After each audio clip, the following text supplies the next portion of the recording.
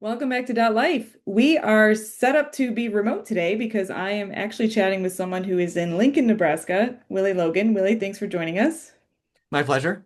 And Willy is the Associate Professor of History at Union Adventist University in Lincoln. I've been here for 2 years, and I did the same thing for 5 years before that at Pacific Union College in California. The reason that you're joining, it may seem like a weird guest to bring onto a Dorchester-based podcast, but you actually have really delved deeply into the history of the Battle of Dorchester Heights, which is technically not in Dorchester anymore, but in 1776 when this happened, it was officially Dorchester. So we're going to dig into that a little bit. Tell us a bit about the Yeah, battle. so the Dorchester Heights story is what ended the Siege of Boston.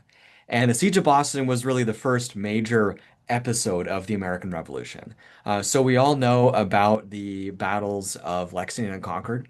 April 19, 1775, we celebrated the 250th anniversary, the semi-quinquennial, whatever it's called, just recently. And this is And the shot that was heard around the world. heard Oh, around the yeah. world. Yeah, exactly. Yeah. Yeah, so the British were, like the tensions had been rising for quite some time with the colonists, and the British were marching out to Lexington and Concord. They meet colonists at Lexington. They trade some shots, and then they go on to the next town to Concord, and they meet at North Bridge.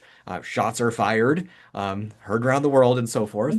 And the British turn around and they head back to Boston, and the colonists chase them back to Boston. More and more people join in as they're Because heading back. were the British, the Redcoats, were they based, like, was their central base in Boston at that point? Yes, they were in Okay. Boston. Mhm. Okay.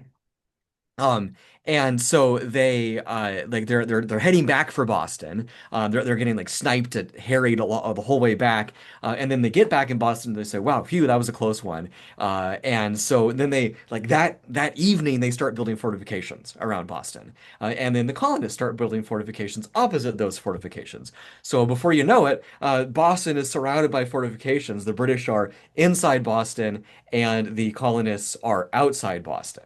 So it was a fortification, I'll fortify your fortification kind of battle going on. It's like yeah, exactly. It's so like Wait, a mini World War One Western Front sort of situation. so when you say fortifications, this is 1700s, late 1700s. What are you Uh, talking about? Is this like dirt it's fortification? mostly dirt, yeah, dirt and wood, yeah, Yeah, yeah. It's not like castles or anything. They didn't have time. right. No moats. We didn't have any No moats. moats, yeah. Well, actually, it's funny that you mentioned that. So Boston was a peninsula. Yeah, Boston, as you already mentioned, Boston's much smaller yeah. in the 18th century than it is now, and it was mostly surrounded by water. So it was a peninsula, like this kind of bulbous peninsula. There's just this little bit that connects it to the mainland, the Boston Neck. And now, like, it's all filled in around there. It's South End neighborhood now. Apparently, you can Okay. go Yep. on Google Maps and it'll give you a pin for Boston Neck. I don't know if it's accurate, but um, so there's like fortifications on Boston Neck. There's fortifications around like on hills surrounding like on the other side of the bay So, as well. The siege, I mean, it's a stalemate. The British are inside Boston. They can't get out of Boston. The colonists are outside of Boston. They can't get inside of Boston. okay. Um, so the first proper battle of the American Revolution, I mean, the first true battle, the first real battle is the Battle of Bunker Hill. Right. Also very famous. Also not an accurate name, correct? Correct, yes, because the colonists were sent. They had orders to fortify Breeds Hill. No, they had orders to fortify Bunker Hill. They took a look at the landscape. They're like, hey, we're going to fortify Breeds Hill instead. Okay. And so Breeds Hill had like a better position. It seemed like a better one. But they just called it the Battle of Bunker Hill anyway. I It mean, it has such sounds a much great ring to better. it. Yeah. It does. A Battle of Breeds Hill sounds kind of dumb. So, Yeah. yeah, like we wouldn't want to build an obelisk there. Um, so they fortify Breeds Hill. They do it overnight, basically. The British, this is the summer of 1775. The British wake up the next morning and they said, "Oh my goodness, there's colonists on Breeds Hill. Let's go kick them off." Um, And the way they did that is by, sending waves of troops up the hill, and then the colonists shoot them down. This is another famous quote: "Don't fire until you see the whites of their eyes." Yeah. Probably an actual quote. Oh, okay. Yeah. Who do you know who said that? Do we know? I don't know offhand. I think Okay. it is attributed as somebody particular. Okay. Um, yeah, it's yeah, just like wait till the British get really close and then fire. And so they did that. The British get mowed down. So And this you was know the a bloody survivors battle. This was not, extremely bloody, yeah, okay. extremely bloody. Yeah. And so the two waves get mowed down. Third wave heads up, and they would have gotten mowed down too, except that the colonists have run out of powder by this point. And so that's when they're able to overrun the positions. Okay. So the Battle of Bunker Hill, very famous, justifiably famous. Great monument there, great place to visit Yeah. as well. A lot of stairs.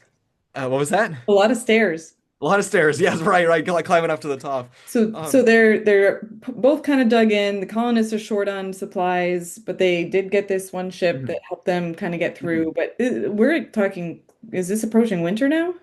Well, it is approaching winter, yeah, Okay. and it goes all through the winter. Okay. So the British, meanwhile, they're stuck in Boston, Yeah. and part of the nature of a siege is that you're not supposed to get things in. That's how sieges work. Right. You can't get things in, and so summer was terrible Okay. because it's really hot, lots of disease. Winter's going to be terrible too Yeah. because there's not a lot of fuel, not a lot of food. And it's Um, boring. It's gonna be boring. it is sure boring, you bet. Yeah, absolutely.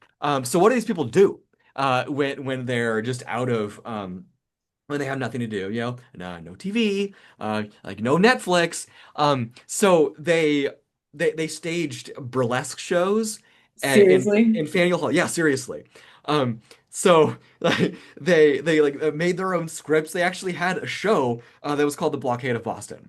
So, it's like no SNL. This is like the Yeah. 18th century version of SNL, like talking about current events. It's funny Um, that Kenan Thompson was in those burlesque shows. exactly. Yes, he's been there that long. Yeah. Um, the Blockade of Boston show was staged January 8th, 1776. Okay. Um, and they just so happened that very same night, the colonists decided to launch an attack on the British lines. Okay. So there were some houses that were in Charleston that were being used by the British like as guardhouses, Okay. and so the colonists went in to burn them down. Lots of houses were burned down in the siege of Boston, either things like this or just tearing them apart to get firewood. Okay. So the British like they have this burlesque show going on, and like this actor portraying George Washington comes out. He's like strutting out onto the stage. He has this big rusty sword, and he's like kind of like a lewd walk. He's doing he has an attendant carrying a rusty gun. And just then, somebody rushes in and says that the Yankees are attacking our works on Bunker Hill. And everybody thought like, oh, that's kind of a weird turn to the Part play. of the Like, show, yeah. yeah, I think it's part of the show. And fortunately, General Howe is the British commander there, and he realized like, oh wait, no, this is not part of the show. So like, okay, guys, get to your state, gentlemen, get to your station, like men, get to your stations. They've got to be a little bit liquored up at this point too, though. Oh, they've got to be, yeah. Washington, so Howe's inside the city, Washington's outside the city, and Washington's, I mean, they're both feeling pressure to do something. Howe's just feeling pressure like to get out of Boston, Yeah. and he wanted to get out before the winter, but he didn't have transport, he didn't have ships to get out, and so there's like, oh, we're just gonna get stuck in Boston, for this winter. Washington is feeling pressure from Congress, to do something. And so they have a war council, February 16, 1776. And Washington says like, hey, let's do something. Let's break this impasse. Hey, the harbor's frozen, so let's just march across. Let's send Okay. our guys across. Don't have to worry about going through the fortifications on the neck. The other generals, the other officers say, nah, I think this is a bad idea. I think the losses will be too high. So I think what would be better is if we could put guns on one of the nearby hills. Okay. So we could bombard. Boston if needed and chase the British out. The problem Okay. is that the colonists don't have big cannons in Sure. Boston. That is a But problem. there When are when it's cannons. quintessential to your plan to bomb with cannons, You it's gotta have cannons, yeah. There are cannons at a fort, at two forts, two British forts up in New York that the colonists had taken over before, okay. Fort Ticonderoga and Fort Crown Point. Okay. I know Ticonderoga's Lake George. Where's Crown Point? Lake Champlain, Okay. they're like this is the same area, Okay. yeah. Um, So this is a good, I mean, today driving, that's 3 hours from Boston, Sure. driving on a Yeah, highway. like on freeway, yeah, highways, yeah. Yeah, so it's much farther in any season and especially in the winter. Yeah. And so we're talking about getting these cannons to Boston in the winter. And they're like they float them down the lakes, Champlain and Lake George, and like the boats sink several times. Wait, so One did they cannon lose the cannons in the lakes or were they able to like, were they tied to something? They were able to, or I the think they whole were able to boat hoist was them back lost? up. Yeah. Wow. Able to raise the boats again. So those lakes didn't, I mean, they're huge lakes and they're very deep, so they didn't freeze, but they must have They been didn't freeze, no. foraging. Yeah. Some of the rivers did freeze, and so they were like going across the river, then it would break through the Oh ice, and my they had gosh. to like hoist it back up, and finally it got better actually as the winter got deeper. Then got better because there was more snow and more ice. Yeah, okay. So yay winter, yay New England winters. So Do you think they were they wearing their waterproof pantaloons at this time or I probably? hope so, but probably not. Yeah, I seriously doubt it. They so that finally they like as the snow gets thicker, they're able to get teams of oxen to haul them through the wilderness to Boston. 43 cannons and 16 mortars were brought to Boston. Henry Knox was the guy who is gets credit for this big operation. Wait, so 43 cannons, Mm, 16 mortars? yes, so more cannons than mortars. Aren't the mortars the things the cannon fires? No, mortars are like cannonballs would be what cannons fire. Mortars are like they're like short cannons. They're like big. They have a big mouth. They could fire balls or they could fire like shrapnel, basically. Okay. So they're a Mm. little more deadly. They're like heavier artillery than the Um, cannons. I think they're technically lighter artillery. But Okay. yeah, they like it's like shot spreads out Got it. and Okay. yeah, like you. Um, You don't want to be in front of one of those. You don't want to be in front of either of them, but yeah, especially yeah. So now like they have the cannons in Boston, Do and you the have any next, sense of how long that took, the full journey? and I don't remember. I had it in my notes. I think it was like a month and a half or 2 months. It Okay. was a while. Yeah, it was That's yeah, a- truly a heroic undertaking. So now they have the cannons in Boston, and they have to get them up on one of the hills, Okay. to fortify one of the hills. And so the hill they choose is it's called Nook's Hill. It's part of Dorchester Heights, and it's just like across the water from Boston. And so that they want to do like the same kind of thing that they did for Bunker Hill back in the summer, but Okay. they want to do it better, and it's going to be a whole lot harder because it's not in the winter. Because Bunker Hill they fortified it overnight. The British wake up in the morning like, oh my goodness, there's troops up, there's colonists up there. Now they want to do that again, but they have to do it in the winter. Okay. So it's going to be a lot harder. You can't dig into the ground very easily in Right. the winter because it's frozen. So the work took place on the night of March 4th to 5th, 1776. Okay. So March 5th, 1776 was the sixth anniversary of the Boston Massacre. So the like when every true son of Boston will be uh, counted upon to fight well, Yeah. to Okay. port himself well. Um, so it was. I mean, like it was winter. It was 18th century. It was cold, of course, but it was a surprisingly mild night. It wasn't as cold as it could have been. There was the kind of perfect conditions actually, because it was a moonlit night. So they didn't have to worry about having bringing lights, full moon, but and there was also haze on the water, and so there was the view of the town was blocked, Okay. so the British couldn't see what was going on, and the colonists set up an artillery barrage from other cannons, other places, just to confuse the British. Okay. To mislead them or to amuse them. In the 18th century English, to amuse means to mislead. So the Okay. British were very amused by this. And they did it actually for several nights leading up to the night of the 4th. Okay. And so the British like, okay, well, maybe the first night they think, oh, the colonists are up to something, and then nothing happens, and then nothing happens, and then nothing happens, and like, okay, well, maybe they're not up to something, and then something happens. Yeah. So the a convoy of carts set out for Dorchester Heights, laden with timbers and hay. It was 360 ox carts with 1,200 men and 800 guards. They're traveling as quietly as they can. They're just kind of sneaking along. There's one place, there's the Dorchester Neck, where the British might have been able to see something, Okay. and they set up hay bales, like as a screen, so the British can't see the convoy as it's going along. So.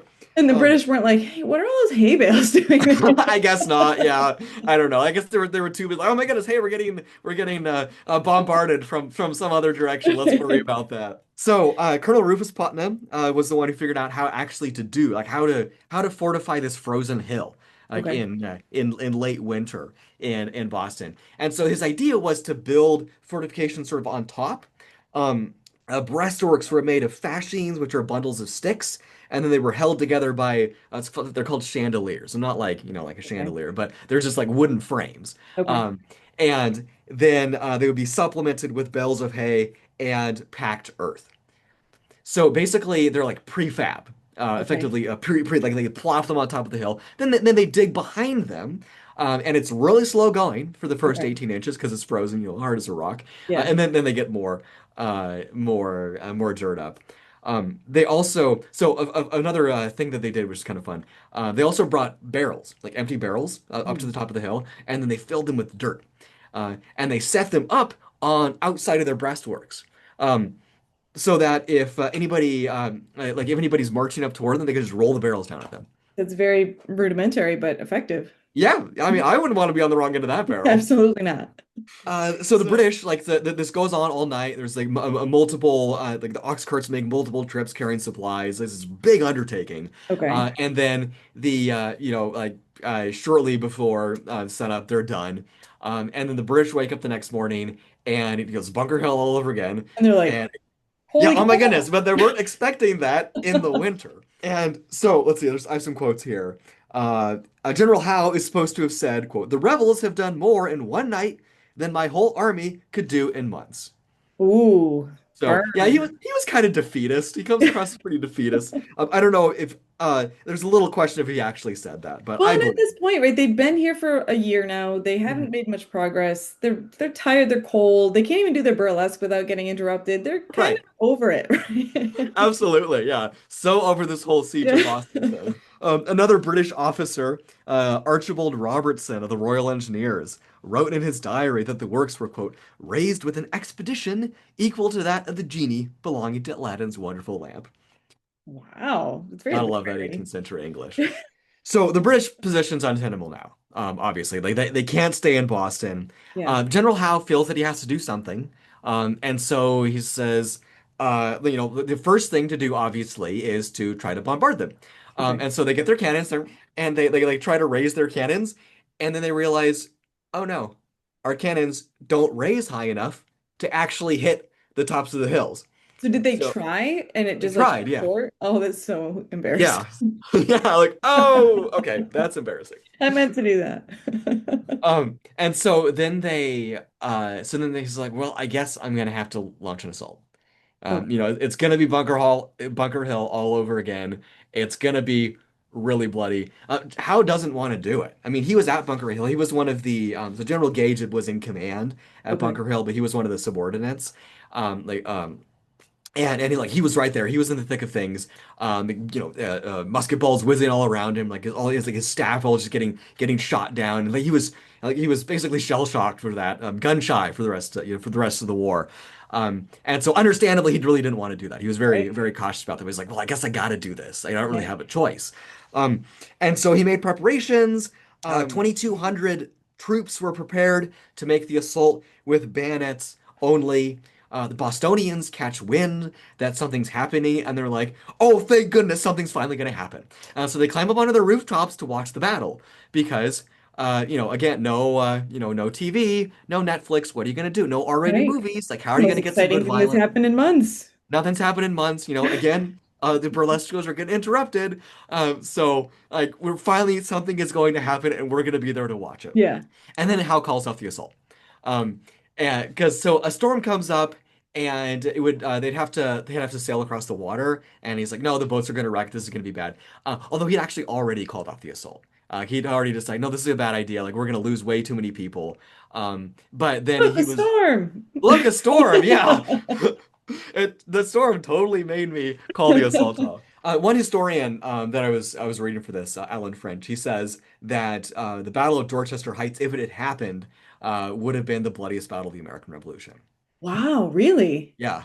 So that was it. He called it off. And then what? They just left? Then they just left. Yeah. I mean, it took some time to leave, Yeah. but then they didn't have any other choice besides leaving after that. And so the British decided to evacuate Boston. And then there's a lot of the question about, what are we going to do? Who's going to go? Yeah. So the British troops all have to go, obviously. Right. And then about 1,000 Bostonians decide, hey, can we come with you? Because This was the loyalists. loyalists, right? Yeah. This is, Mhm. yeah. Okay. So of course a lot of Bostonians stay, obviously. Right. And they got a promise from Howe that he wouldn't burn the town down, if the as long as he's not, as long as his retreat isn't harried by Washington. Okay. Okay. Um, and so Washington, like some people brought an agreement out to Washington. It's like, I'm not going to sign this. It's not certified. Like I don't know if this is real. This is fake news. Who knows? But then he didn't. I mean, he didn't chase the British out. He's like, he just let them go. Okay.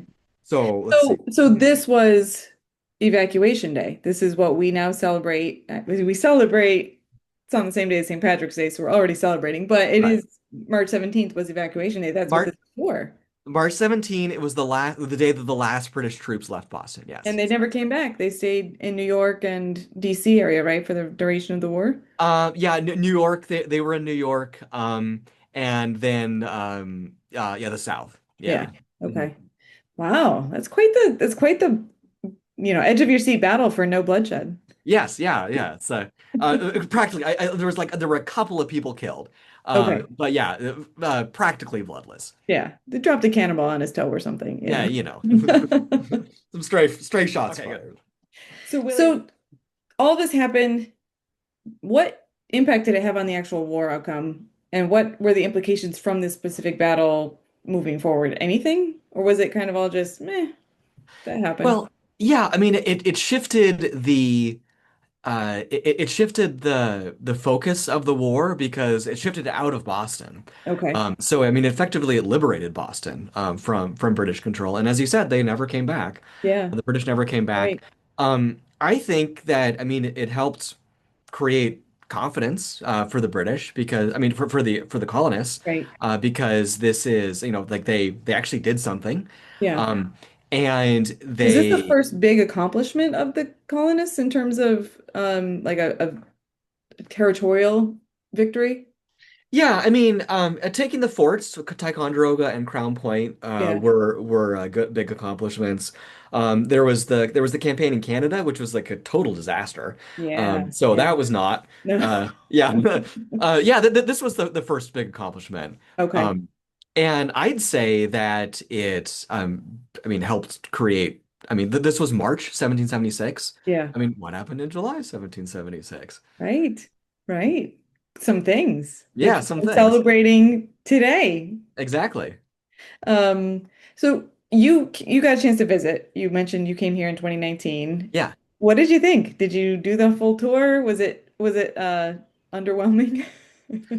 No, I loved it. Okay, Yeah. good. So I'd recently taught U.S. History 1 for the first time. Okay. And so I was like that the story was fresh in my head, and I was staying in I think it was like staying in a hostel near the JFK library. Just Okay. like out walking my first evening, and I was like, hey, there's like a church or something on that Yeah. hill over there. So I walked up to it, and it's not a church, it's the monument Right. to this, what we've been talking about. So I was very excited about that. Of course, I love history, and it's easy for me to get excited about things. Then like the next day I did the Freedom Trail, which is just fantastic. Phenomenal. Yeah. And then, a few decades later, we gave that area of Dorchester to Boston, and it became what is now South Boston, which is funny because people who don't live here, I tell them I live in Dorchester. They say, "Where is that?" I say, "It's in the southern part of Boston." They say, "Oh, is it South Boston?" And I say, "No, it's south of South Boston," which just confuses everyone. But we do continue to call South Boston, even though it is not the southern Uh-huh. part of Boston.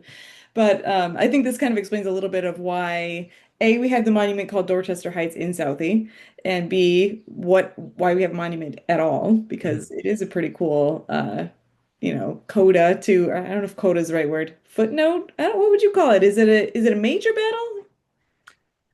I think it's an Major important outcome. episode. Yeah, it's an Yeah. important episode. I mean, well, it's the greatest battle that never Awesome. happened. Well, what's next on your radar, and where can people, if they want to hear more about your work and your research? I know you've got a blog and you do some videos. Tell people where to find you. Okay, yeah. Well, my blog, I haven't been super active on my blog. My blog is willylogan.com. Okay.